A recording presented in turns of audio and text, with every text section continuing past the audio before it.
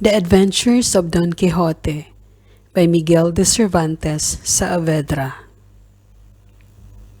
Alonso Quixano, a less than affluent man of 50, lean-bodied and thin-faced, lives modestly in the Spanish country village of La Mancha with his niece Antonia and a cranky housemaid.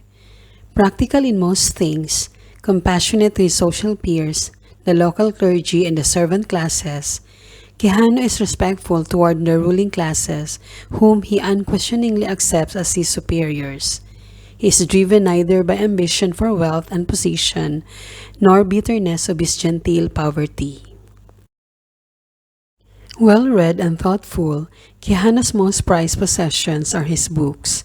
From his readings and studies, he becomes by degrees interested, then obsessed with the codes, deeds, and tales of chivalry of knights errant on some courtly and idealized mission. As his appetite for the lore of chivalry increases, Quixano begins selling off acres of his farmlands, using the funds to buy more books and increasingly throwing himself into his studies. From little sleep and too much reading, his brain dried up and he lost his wits. He had a fancy to turn his passion knight-errant and travel through the world with horse and armor in search of adventures, with the purpose of redressing all manners of wrongs. At length, he is galvanized into action by his passion for the chivalry code. Outfitting himself with some old rusty armor, Quixano enlists his pavined hack horse to go forth in search of knightly adventures. Hopeful of finding a proper noble to dub him, Quixano finally is licensed in his venture by an innkeeper who believes him to be a lord of a manor. Now Quixano is Don Quixote de la Mancha. The tired hack and dray horse becomes elevated to Rocinante. All the new knight needs now in order to venture forth is a lady to whose service he is sworn and a servant or page. For the former, he chooses Dulciana del Tobosa, named after Aldonza Lorenzo, a farm girl whom he had been taken with at one time. After 3 days on the road, Quixote encounters a group of traveling salesmen whom he attacks after they refuse to acknowledge Dulciana's great beauty. He is badly beaten by the servant of the salesman and forced to accept the help of a neighbor who brings him home on the back of a donkey.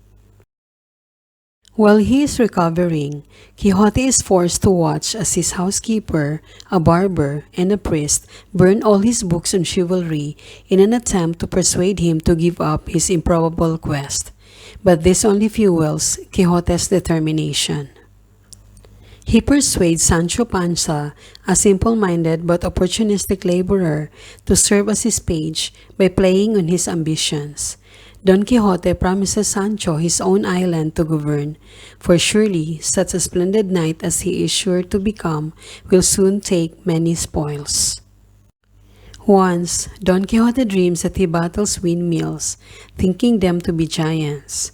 At an inn, which he mistakes for a castle, Quixote is visited in bed by a maid, who causes a great uproar when she discovers she has come to the wrong room.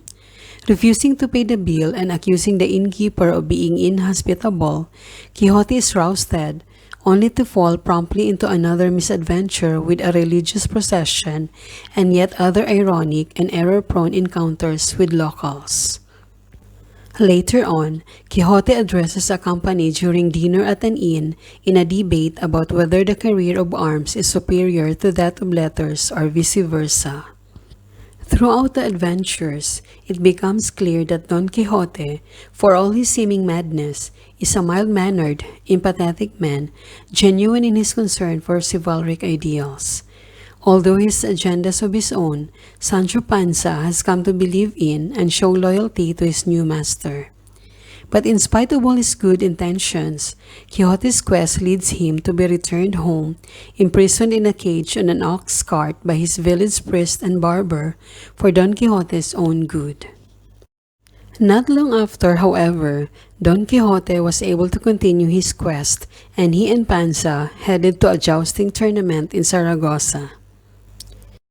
Samson Carrasco, a young man from Don Quixote's village, is introduced in Book 2. A recent graduate of Salamanca University, Carrasco takes on the earlier roles of the priest and the barber in attempting to rescue and keep Don Quixote away from danger. But Don Quixote is not interested in being rescued. He is determined to go to Tobosa to pay his respects to Dulciana. Some time later, they encounter three peasant girls, and by some deception, Sancho hopes that his master will accept one of these as being Dulciana. When events or appearances run counter to his expectations, Don Quixote tends to believe that enchanters have worked their mischief. In this instance, he believes enchanters have made Dulciana look like an ugly peasant girl. Don Quixote unexpectedly wins a battle against the Knight of the Mirrors, who turns out to be none other than Samson Carrasco in disguise. Samson had hoped to get the Don back home to safety by disguising himself as a rival knight. The plan backfires. Shortly afterwards, Don Quixote and Sancho Panza meet the knight in the green topcoat, which includes the episode of the lion with whom the Don wants to do a battle with. Don Quixote meets a duke and a duchess who conspire to play tricks on him.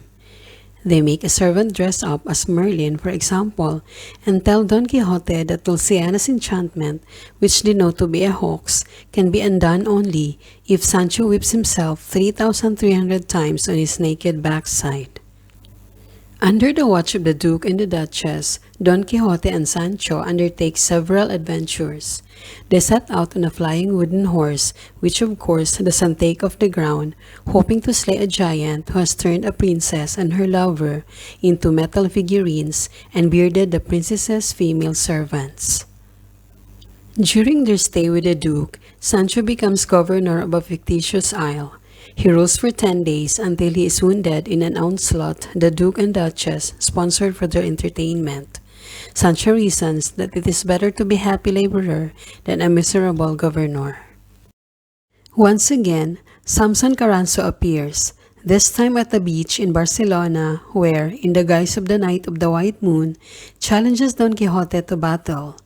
Quixote accepts the challenge and in the presence of the viceroy and a distinguished company is roundly defeated. A condition of Quixote's defeat is that he abandoned knight-errantry for the rest of his life. Don Quixote and Sancho Panza return to La Mancha, but not before they experience an additional stay with the Duke and the Duchess and sundry other humiliating experiences suffered by the ex-knight. When they arrive home, Don Quixote, apparently broken in spirit, is put to bed. After a long sleep, he declares his name to be Alonso Quixano once more and appears to have regained his reason.